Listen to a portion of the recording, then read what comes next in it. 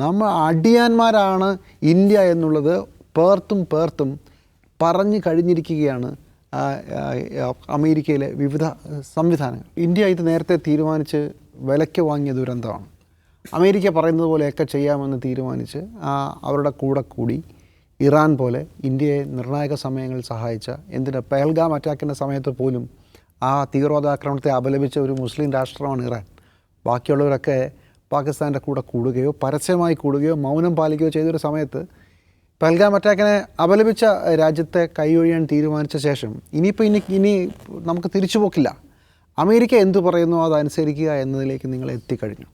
പക്ഷേ തമാശ എന്താ വെച്ചാൽ സ്കോട്ട് ബെസൻ്റ് എന്ന് പറയുന്ന അവിടുത്തെ ട്രഷറി സെക്രട്ടറി, നമ്മുടെ ഫിനാൻസ് മന്ത്രി പോലെ ഇരിക്കും, ഏതാണ്ട് ആ പദവിയുള്ള ആളാണ്. അയാൾ എന്തിനു ഇത് ട്വീറ്റ് ചെയ്തെന്നുള്ളതാണ് പ്രധാനപ്പെട്ട ചോദ്യം. ഇത് മിണ്ടാതെ അങ്ങ് ചെയ്താൽ പോരെ, നാട്ടുകാരെ മുഴുവൻ അറിയിക്കുക എന്നുള്ളതൊഴിയാണ്. ഞങ്ങൾ അനുവദിച്ചിരിക്കുന്നു എന്നാണ് ആ ട്വീറ്റിൻ്റെ അർത്ഥം. ട്വീറ്റിൽ പറഞ്ഞിരിക്കുന്നത് we have allowed India to buy oil for the next 30 days എന്ന് പറഞ്ഞാൽ എന്താ?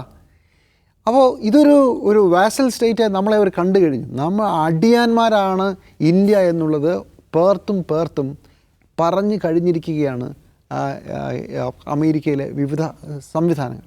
ഇപ്പോൾ മിനിസ്ട്രി ഓഫ് എക്സ്റ്റേണൽ അഫയേഴ്സിൻ്റെ മറ്റൊരു യോഗം ഡൽഹിയിൽ ഒരു സമ്മേളനം നടക്കുമ്പോൾ അമേരിക്കയുടെ ഒരു മന്ത്രി അവിടെ ഒന്ന് പേര് ഞാൻ പറഞ്ഞു. അദ്ദേഹം പറഞ്ഞത് ഈ പുതിയ വ്യാപാര കരാറിനെ കുറിച്ചാണ് പറഞ്ഞത്.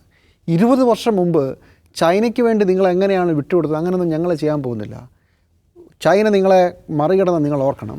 ഈ വ്യാപാര കരാറിലൂടെ അമേരിക്ക ഫസ്റ്റാണ് ഞങ്ങളുടെ ഉദ്ദേശം, ഞങ്ങൾക്ക് ഗുണമുള്ള കാര്യമേ ഞങ്ങൾ ചെയ്യൂ എന്ന് ഡൽഹിയിൽ മൈക്ക് കെട്ടി പ്രസംഗിച്ചിട്ടുണ്ട് കഴിഞ്ഞ ദിവസം. അതിൻ്റെ വാർത്തകൾ ഇപ്പോൾ വന്നുകൊണ്ടിരിക്കുകയാണ്. അമേരിക്കയ്ക്ക് കാര്യങ്ങൾ വളരെ വ്യക്തമാണ്. അമേരിക്കയ്ക്ക് ഒരു ഉളുപ്പും ഒരു നാണവും ഇല്ല കാര്യത്തിൽ.